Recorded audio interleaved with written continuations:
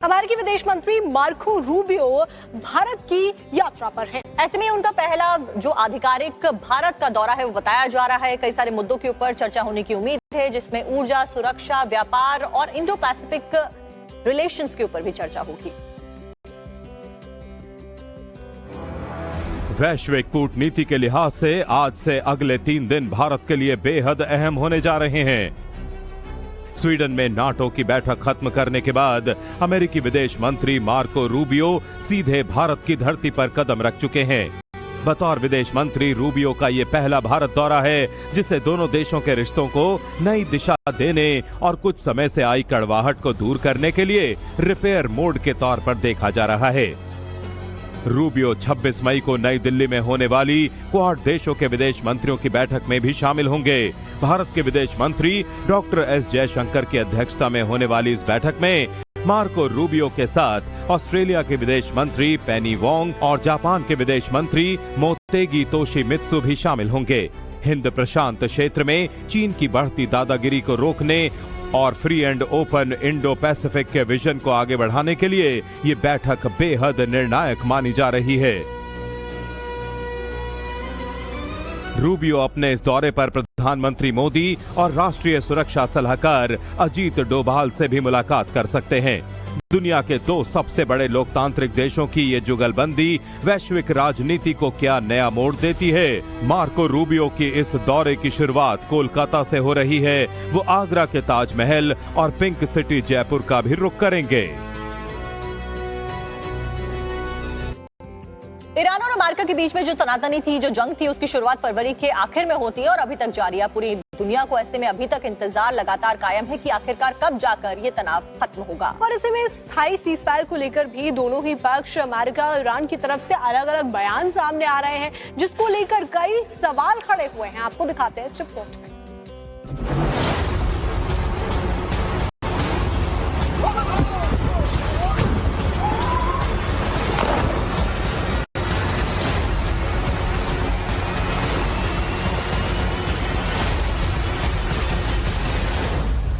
जंग को लेकर अमेरिका और ईरान बातचीत की टेबल पर हैं। कई एक्सपर्ट्स मान रहे हैं कि दोनों देश जल्द ही युद्ध को पूरी तरह से खत्म कर सकते हैं। लेकिन इसी बीच तेहरान से ऐसी खबर सामने आई है जिसने व्हाइट हाउस में तहलका मचा दिया है। दरअसल ईरान अब स्ट्रेट ऑफ होर्मुज पर टोल टैक्स वसूलने की तैयारी कर रहा है और इसको लेकर वो ओमान से बातचीत भी कर रहा है, क्योंकि वो होर्मुज को ओमान के साथ शेयर करता है और दोनों देशों के बीच पेमेंट सिस्टम को लेकर बातचीत हो रही है।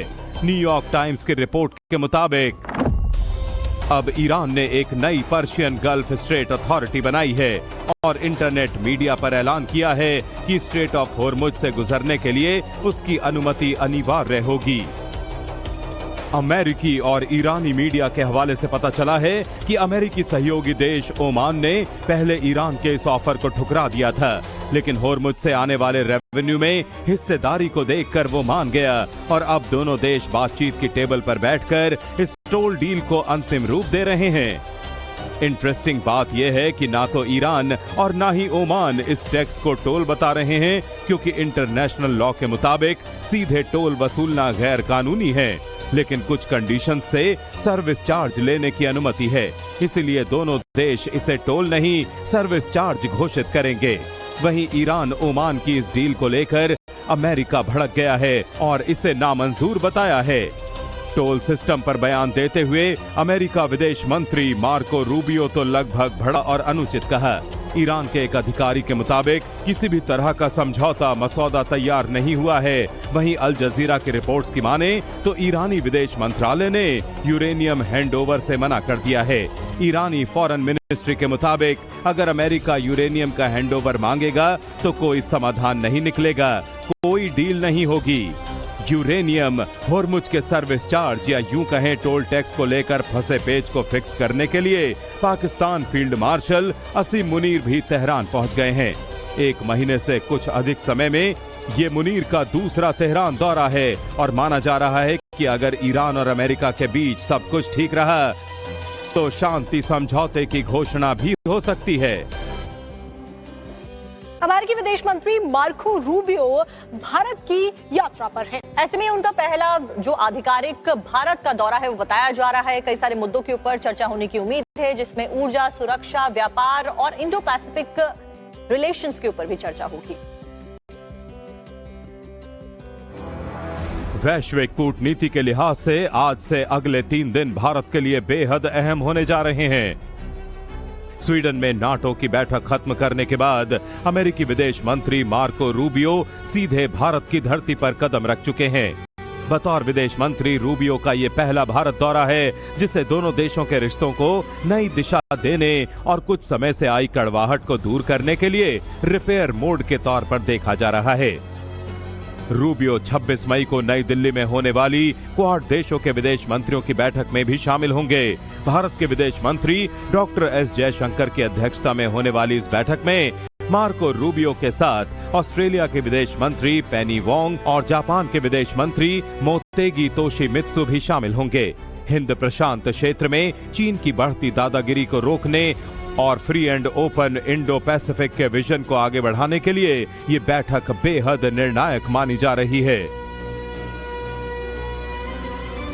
रूबियो अपने इस दौरे पर प्रधानमंत्री मोदी और राष्ट्रीय सुरक्षा सलाहकार अजीत डोभाल से भी मुलाकात कर सकते हैं।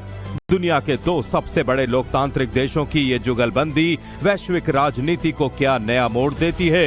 मार्को रूबियो की इस दौरे की शुरुआत कोलकाता से हो रही है। वो आगरा के ताजमहल और पिंक सिटी जयपुर का भी रुख करेंगे। ईरान और अमेरिका के बीच में जो तनातनी थी, जो जंग थी, उसकी शुरुआत फरवरी के आखिर में होती है और अभी तक जारी है। पूरी दुनिया को ऐसे में अभी तक इंतजार लगातार कायम है कि आखिरकार कब जाकर ये तनाव खत्म होगा। और ऐसे में स्थायी सीजफायर को लेकर भी दोनों ही पक्ष, अमेरिका और ईरान की तरफ से अलग अलग बयान सामने आ रहे हैं, जिसको लेकर कई सवाल खड़े हुए हैं। आपको दिखाते हैं इस रिपोर्ट में।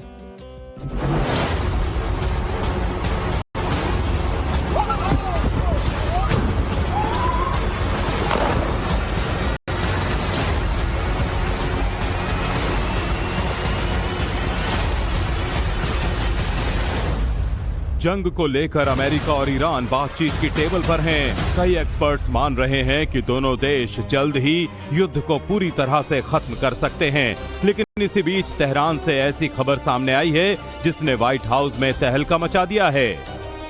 दरअसल ईरान अब स्ट्रेट ऑफ होर्मुज पर टोल टैक्स वसूलने की तैयारी कर रहा है और इसको लेकर वो ओमान से बातचीत भी कर रहा है, क्योंकि वो होर्मुज को ओमान के साथ शेयर करता है और दोनों देशों के बीच पेमेंट सिस्टम को लेकर बातचीत हो रही है। न्यूयॉर्क टाइम्स की रिपोर्ट के मुताबिक अब ईरान ने एक नई पर्शियन गल्फ स्ट्रेट अथॉरिटी बनाई है और इंटरनेट मीडिया पर ऐलान किया है कि स्ट्रेट ऑफ होर्मुज से गुजरने के लिए उसकी अनुमति अनिवार्य होगी।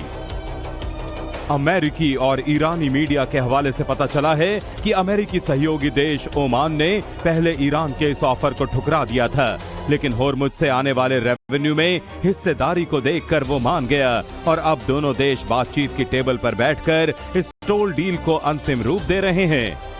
इंटरेस्टिंग बात यह है कि ना तो ईरान और ना ही ओमान इस टैक्स को टोल बता रहे हैं, क्योंकि इंटरनेशनल लॉ के मुताबिक सीधे टोल वसूलना गैर कानूनी है, लेकिन कुछ कंडीशन से सर्विस चार्ज लेने की अनुमति है। इसलिए दोनों देश इसे टोल नहीं, सर्विस चार्ज घोषित करेंगे। वहीं ईरान ओमान की इस डील को लेकर अमेरिका भड़क गया है और इसे नामंजूर बताया है। टोल सिस्टम पर बयान देते तो वहीं ईरान ने अमेरिका की मांगों को काफी ज्यादा और अनुचित कहा। ईरान के एक अधिकारी के मुताबिक किसी भी तरह का समझौता मसौदा तैयार नहीं हुआ है। वहीं अल जजीरा की रिपोर्ट्स की माने तो ईरानी विदेश मंत्रालय ने यूरेनियम हैंडओवर से मना कर दिया है। ईरानी फॉरेन मिनिस्ट्री के मुताबिक अगर अमेरिका यूरेनियम का हैंडओवर मांगेगा तो कोई समाधान नहीं निकलेगा, कोई डील नहीं होगी। यूरेनियम, होर्मुज के सर्विस चार्ज या यूं कहें टोल टैक्स को लेकर फंसे पेच को फिक्स करने के लिए पाकिस्तान फील्ड मार्शल असीम मुनीर भी तेहरान पहुंच गए हैं। 1 महीने से कुछ अधिक समय में ये मुनीर का दूसरा तेहरान दौरा है और माना जा रहा है कि अगर ईरान और अमेरिका के बीच सब कुछ ठीक रहा तो शांति समझौते की घोषणा भी हो सकती है।